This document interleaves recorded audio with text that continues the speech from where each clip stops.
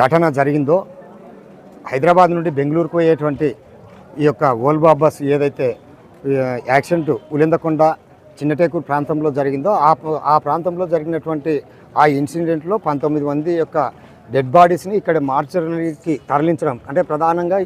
ఈ యొక్క దాదాపు 15-20 టీంలు మేఘాల మీద పనిచేస్తూ కలెక్టర్ ఆదేశాల మేరకు ఈ కర్నూలు జిల్లా కలెక్టర్ ఆదేశాల మేరకు అదేవిధంగా తెలంగాణలో ఉన్నటువంటి తెలంగాణ సీఎం ఆదేశాల మేరకు ఈ రాష్ట్రంలో ఉన్నటువంటి కూటమి ప్రభుత్వానికి సంబంధించినటువంటి ఎవరైతే చంద్రబాబు నాయుడు అక్కడ విదేశాల్లో ఉన్నారో వారి ఆదేశాల మేరకు మేఘాల మీద ఈ డెడ్ బాడీని తరలించడం, తర్వాత కలెక్టర్, ఎస్పీ, మిగతా పోలీసు ఉన్నతాధికారులు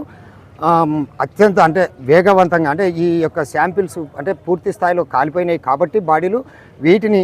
ఏ రకంగా వీళ్ళకి అప్పజెప్పాలనేటువంటి ఆలోచనతో ఈ DNA టెస్ట్ కోసం ఇప్పుడు ప్రభుత్వ యంత్రాంగం మొత్తం ఇక్కడుండి జిల్లాకు సంబంధించినటువంటి అటు తెలంగాణ కావచ్చు, ఇటు ఏపీ ప్రభుత్వం కావచ్చు, ఇక్కడ జిల్లా యంత్రాంగం మొత్తం ఇక్కడ ఉండి ఈ యొక్క బాడీలకు సంబంధించినటువంటి 19 బాడీలకు సంబంధించినటువంటి శాంపిల్స్ ఇప్పుడు ఈ ఓరకల్లు ఎయిర్పోర్ట్ మీదుగా ఫ్లైట్లో ఈ యొక్క విజయవాడకు తరలించడం, అక్కడ ల్యాబ్లో టెస్టింగ్ అయిన తర్వాత ఎంబడే ఎవరి బాడీలని వాళ్ళకు అప్పగించాలనేటువంటి ప్రధాన ఉద్దేశంతో ఈ యంత్రాంగం అతి స్పీడ్గా పనిచేస్తుంది. తర్వాత అంతేకాకుండా ఈ జిల్లా కలెక్టర్ సిరి గారు ఎవరైతే ఉన్నారో వీరు మళ్ళీ ఇక్కడ ఎవరైతే బాధితుల కోసము ఎవరైతే చనిపోయినటువంటి వాళ్ళకి సంబంధించినటువంటి వ్యక్తులు ఉన్నారో వాళ్ళకి ఇక్కడ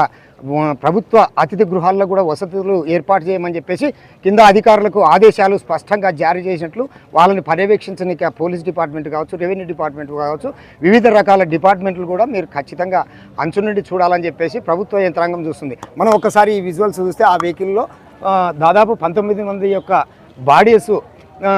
కి సంబంధించినటువంటి శాంపిల్స్ అక్కడ నుండి ఇప్పుడు ఒక 2-3 నమూనాలు తీయవలసి ఉంటుంది కాబట్టి ఆ యొక్క శాంపిల్స్ తీసుకునే వెంటనే అంటే వాళ్ళ బంధువుల నుండి శాంపిల్స్ తీసుకునే వెంటనే ఈ DNA టెస్ట్ కోసం తరలించిన తర్వాత ఒక 24 అవర్స్ లేకుంటే 30 అవర్స్ పట్టే టైం పడుతుంది కాబట్టి ఆ యొక్క బంధువులు ఎవరైతే వచ్చింటారో వారికి కూడా అన్ని వసతులు కూడా ఈ ప్రభుత్వం అటు తెలంగాణ ప్రభుత్వం అయితేనే ఇటు ఏపీ ప్రభుత్వం అయితేనే చూడాలని చెప్పేసి ఈ రెండు తెలంగాణ ఏపీ